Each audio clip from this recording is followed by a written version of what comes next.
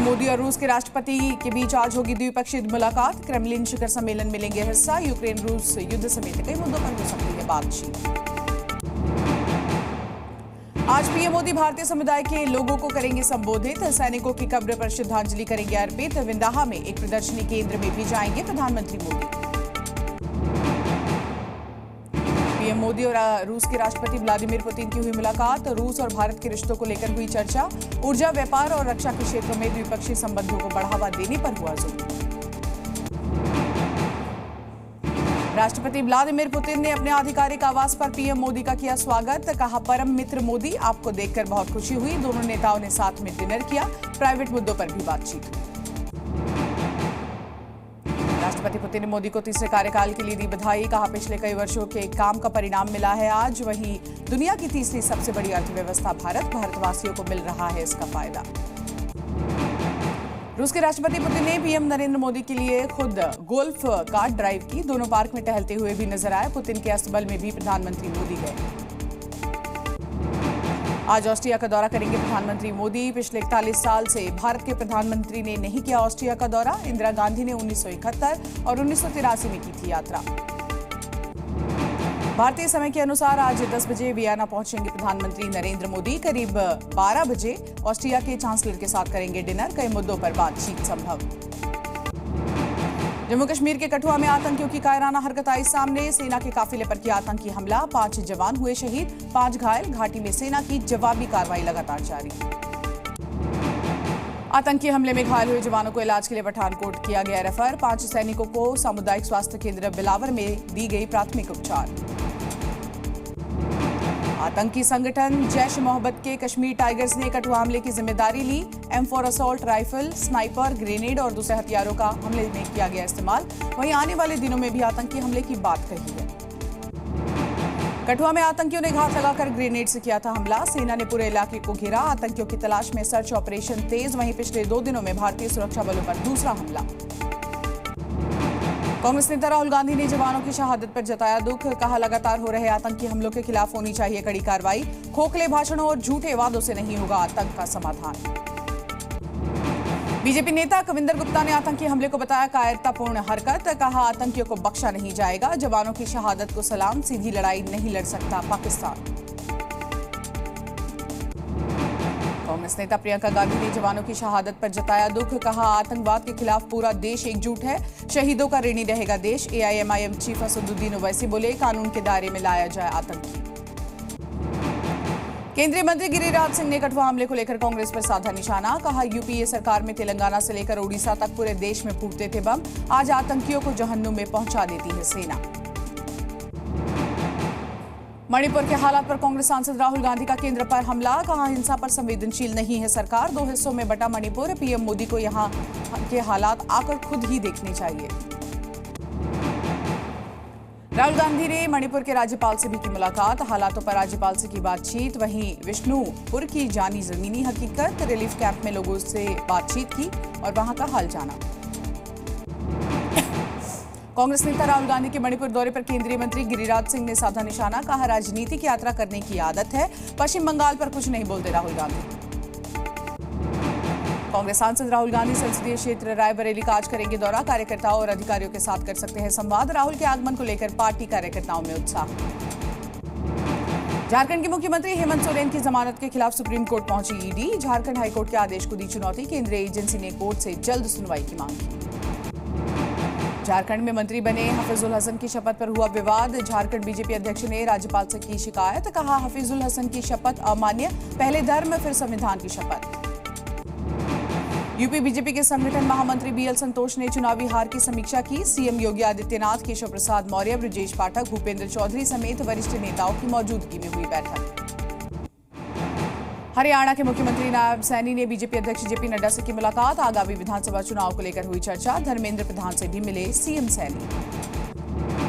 Cabinet मंत्री धर्मपाल सिंह बोले, हिंदू धर्म कोई धर्म नहीं, हिंदू एक सभ्यता और संस्कृति है। राहुल गांधी संसद की गरिमा को कर रहे हैं पूरी तरह से खराब।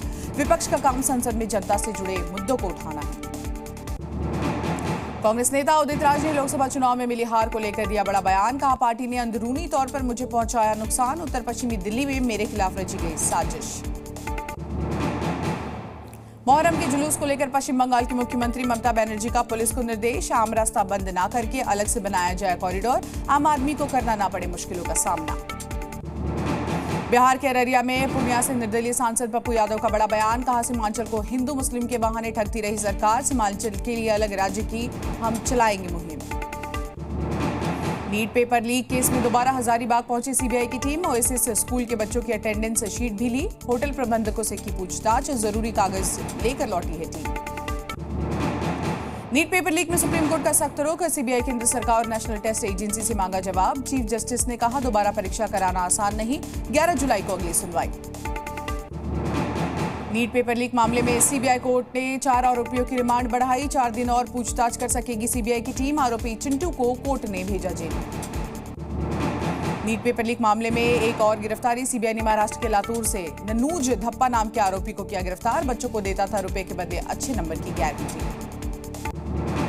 Mumbai hit and run case में शिवसेना नेता राजेश शाह को मिली जमानत, बेटे ने बीएमडब्ल्यू कार से बाइक सवार को मारी थी टक्कर, हादसे में महिला की हुई थी मौत। मुंबई पुलिस आरोपी मिहिर शाह की गर्लफ्रेंड से लगातार कर रही है पूछताछ, पुलिस को शक गर्लफ्रेंड ने आरोपी को भगाने में की मदद, वहीं आरोपी की मां और बहन से भी लगातार हो रही है पूछताछ। मौसम विभाग ने यूपी के 9 जिलों में भारी बारिश का ऑरेंज अलर्ट किया जारी, उत्तराखंड में भी आईएमडी ने रेड अलर्ट जारी किया, लोगों को अलर्ट पर रहने को कहा है। मुंबई में लगातार दूसरे दिन जोरदार बारिश ने बढ़ाई परेशानी, कई इलाकों में भरा पानी, रेल की पटरियों पर भी भरा पानी, सड़कों पर चलना हुआ मुश्किल। मुंबई में आफत की बरसात से लोगों का आम जीवन हुआ अस्त व्यस्त, कुर्ला से लेकर किंग सर्कल तक भरा पानी, वहीं सीएम शिंदे बोले जरूरत पड़ी तो सेना की भी मदद लेंगे। मुंबई में भारी बारिश की वजह से रेड अलर्ट जारी किया गया, कई फ्लाइट्स के भी रूट को डायवर्ट किया गया, वहीं 50 उड़ानें रद्द की गई, स्कूलों में छुट्टी दी गई, घर से बाहर न निकलने की अपील की गई। असम में खतरे के निशान से ऊपर बह रही हैं नदियां, कुछ जगहों पर घटा पानी, वहीं बारिश की वजह से कई जगहों पर फिर से हुआ जलभराव। उदयपुर के साथ साथ जयपुर में भी बारिश के बाद कई जगहों पर जलभराव, अस्पताल में भरा पानी, वहीं मोटर की मदद से निकाला गया अस्पताल का पानी। गोंडा में मंडराया बाढ़ का खतरा, खतरे के निशान से 10 सेंटीमीटर ऊपर बह रही है घाघरा नदी, बाढ़ से निपटने के लिए बनाया गया कंट्रोल रूम। बिहार में कई जगहों पर गिरी बिजली, 24 घंटे के अंदर बिजली गिरने से 12 लोगों की मौत, सीएम ने मृतकों के परिजनों के लिए 4 लाख की आर्थिक मदद का ऐलान किया है। बिहार के सीएम नीतीश ने बाढ़ प्रभावित इलाकों का किया हवाई सर्वेक्षण, आपदा को लेकर हाई अलर्ट, अधिकारियों को दिया आवश्यक दिशा निर्देश, वहीं डीएम को किया गया अलर्ट। एमपी के बैतूल में अचानक बाढ़ आने की वजह से नदी में फंसी महिला, युवकों ने जान जोखिम में डालकर बचाई महिला की जान, रेस्क्यू करने आया पूरा टीम, उनका वीडियो भी सामने आया। यूपी के महाराजगंज में बाढ़ जैसे हालात, किसानों के सैकड़ों एकड़ फसल हुए जलमग्न, वहीं नदियों के बढ़ते जलस्तर को देखते हुए अलर्ट पर प्रशासन, पुलिस अधिकारियों ने हालात का जायजा लिया। यूपी के पीलीभीत में भारी बारिश की वजह से नदी का बढ़ रहा है लगातार जलस्तर, पुलिस अधिकारी ने गांव में लाउडस्पीकर से बाढ़ की संभावना जताते हुए ग्रामीणों को सूचित किया, लोगों से सुरक्षित जगह पर जाने की अपील की। पीलीभीत में बारिश की वजह से आम जनजीवन हुआ अस्त व्यस्त, सड़कों पर हुआ जलभराव, बारिश के पानी में बह गई कई रेल की लाइनें, वहीं लटक गई रेल पटरी, ट्रेनों का संचालन भी बंद हुआ है। मुंबई वालों पर महंगाई का डबल अटैक, सीएनजी पीएनजी के दामों में आज से हुई बढ़ोतरी, सीएनजी की कीमत 1.5 रुपए प्रति किलोग्राम बढ़ी, तो वहीं पीएनजी के दामों में 1 रुपए की बढ़ोतरी। उत्तर प्रदेश के मऊ में बुलडोजर एक्शन, नदी किनारे बने अवैध अतिक्रमण को किया गया ध्वस्त, समाजवादी पार्टी के राष्ट्रीय सचिव ने भी कर रखा था अवैध निर्माण। यूपी के सरकारी स्कूलों के शिक्षक कर रहे हैं डिजिटल हाजिरी का विरोध, डिजिटल हाजिरी को बताया गया नियम के विरुद्ध, ईएल और सीएल भी बढ़ाने की मांग। मुजफ्फरनगर में यूपी सरकार के ऑनलाइन हाजिरी के आदेश के बाद डीएम कार्यालय पर नारेबाजी, कई शिक्षकों ने नहीं लगाई ऑनलाइन हाजिरी, स्कूलों में तालाबंदी करके जाम करने की चेतावनी दी।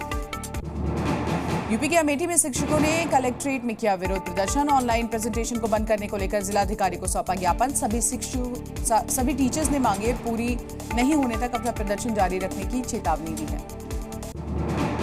छत्तीसगढ़ के सुकमा में पुलिस को मिली बड़ी कामयाबी, 4 नक्सलियों को किया गया गिरफ्तार, कई वारदातों में शामिल थे नक्सली।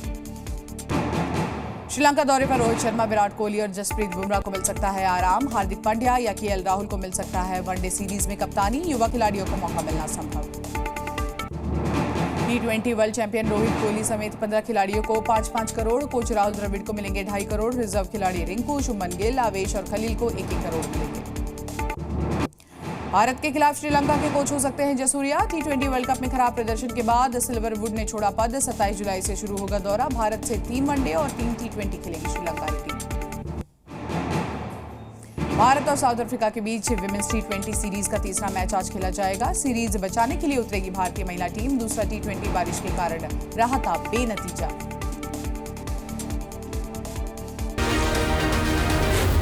Zee News।